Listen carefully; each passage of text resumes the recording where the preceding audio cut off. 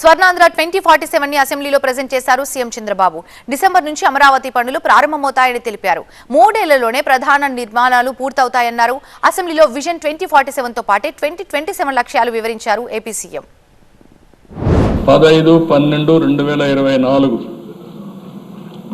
ప్రారంభించి 6 నెలల్లో మీరు కూడా ఎమ్మెల్యేలంతా ఇక్కడే ఎమ్మెల్యే క్వార్టర్స్ మీకు ఇస్తున్నాం.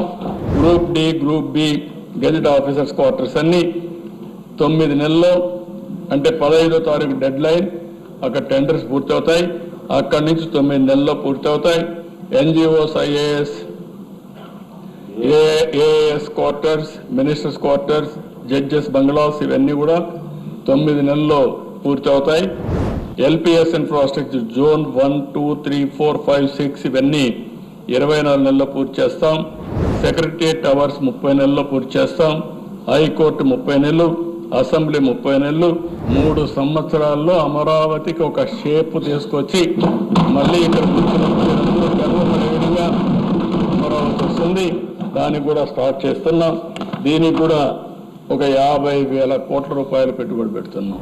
ప్రాజెక్ట్ పూర్తిగా డిసెంబర్ 2027 లోపల ఎట్టి పరిస్థితుల్లో పోలవరం ప్రాజెక్టు పూర్తి చేసి జాతికి అంకితం చేస్తాం.